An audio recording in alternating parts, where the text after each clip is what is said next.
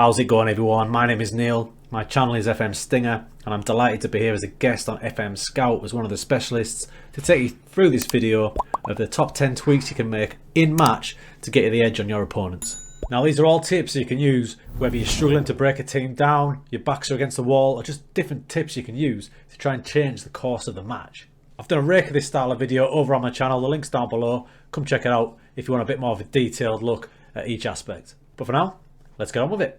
Okay, your first one is change your attacking width depending on how your opposition are defending. In this example, the defence are defending really narrow. They're trying to squash the space in the middle of the pitch. So if we come down to our team instructions, get it out to wide or even extremely wide, that's going to open the play up a bit more, force these centre backs to come out here, and hopefully produce more gaps for our strikers. Okay, number two, on a similar theme of dominating the match, like we were doing here, we're having plenty of shots, loads of the ball, 66 possession, but we weren't quite making the best of it. It's time to turn on work ball into box. We've all had it. We've had games where you've had loads of shots, but you're just not making the breakthrough. It's probably because the chances you're creating aren't as good as they could be. Putting work ball into the box will mean your players will be a bit more patient and wait for the better chance. It's a great tactic to use, especially if your possession is absolutely dominant like we are here. Third one, adjusting your tempo. This can be for defensive reasons or attacking reasons. I quite often start out with a lower tempo, even if I'm an attacking team. It's just like the way I like to play. But if I'm struggling to break a team down and we're dominating possession, then I might crank it up a bit, get that tempo up a little bit higher and force the opposition around a bit more. Now, on the flip side, if I've started off with a higher tempo and we're not playing too great and we're struggling for possession, it's probably time to back off a bit and lower the tempo. This can also be a good tool if you're trying to hold on to a lead and keep hold of the ball. Lowering the tempo will mean your passing should be a little bit more precise.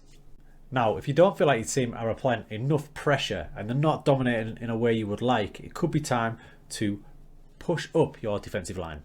By pushing up your defensive line, possibly to higher or even much higher, you're going to box in the players a bit more. There's going to be more pressure on them. You're going to force a higher block. There's going to be nowhere for the opposition to go. Just bear in mind that the ball over the top would then be a danger. You guessed it, it's the exact opposite if you're trying to hold on to a lead and you feel like you're pressing up too high. Get over to this defensive line, drag it back.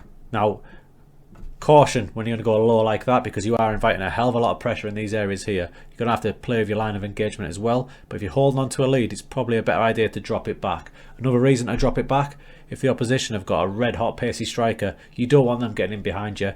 Maybe it's time to just drop it back a little bit. Next one, adjust the role duties.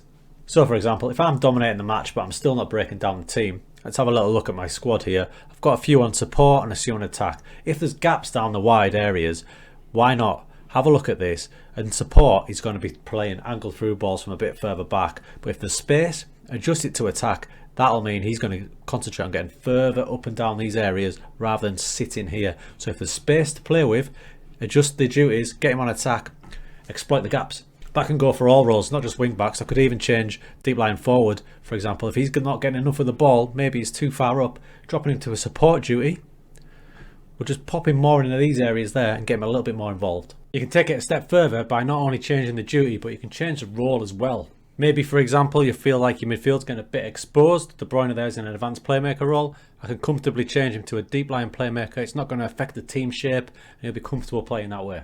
Perhaps you feel like you don't have a focal point up front. Your deep line forward may be dropping off a little bit too much. Simply change him to an advanced forward. He's going to be further up that pitch, occupying the defenders a little bit more. Shouts, and more specifically, individual player shouts. Now, a lot of people will use shouts and press this button and just go entire team, but you shouldn't do that on all occasions because different players are going to react differently. It's better to target single players if you can.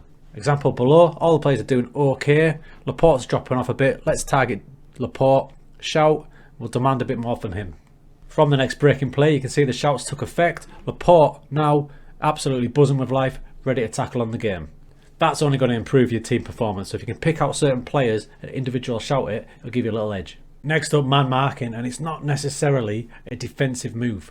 Now, if a player down a certain flank is causing me a bit of grief, in this example, say Depay, what I'd like to do is I'll put a man marker on him. It won't be my fullback because I still want to use him and I still want him to keep the defensive shape.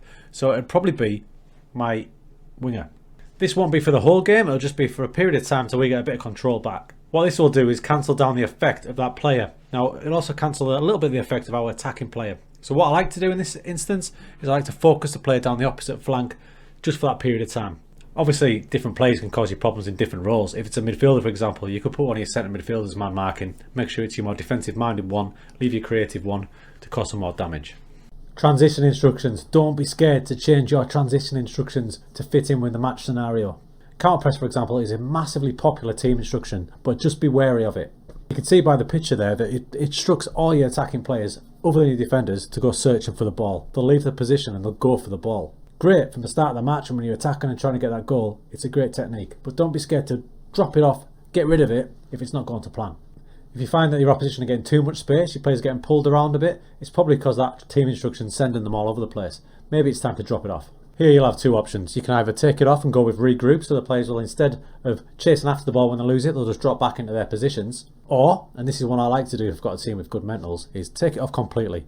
Have neither. What that'll do is, the players will judge the situation, judge the match scenario, they'll decide whether they counter press, they'll decide whether they need to regroup. That's why watching in comprehensive is kind of important in big games, because you'll be able to judge the match scenario that little bit better. And finally, mentality. Now this is one that may seem obvious that you change for different match scenarios, but there's little tweaks you can make to it when you change your mentality that can help you get the most bang for your buck. Take the scenario where you're behind, you're chasing a goal, there's not a lot of time left. A lot of people will automatically dive over and slap it on very attacking.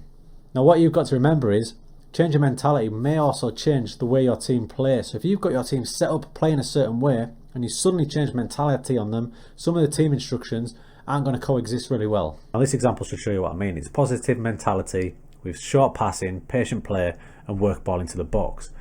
None of these team instructions are going to go particularly well with a very attacking mindset. So if we suddenly flip it to very attacking and we keep some of these on, it's going to counteract each other and the new mentality won't be as effective as it possibly could be.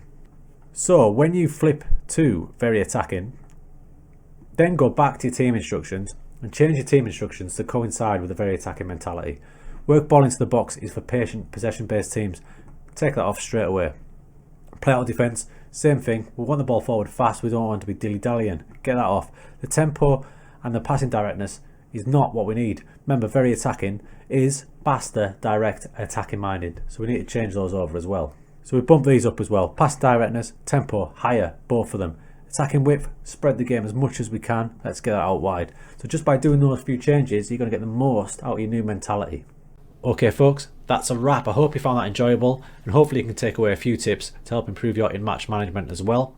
Any comments, please do drop them down below. Myself and the Scout team will get through to them. Drop FM Scout a sub. If you liked what you saw, please have a look at my channel. Drop us a sub there. There's loads of stuff like that. Take care, stay safe, and hopefully I'll see you soon.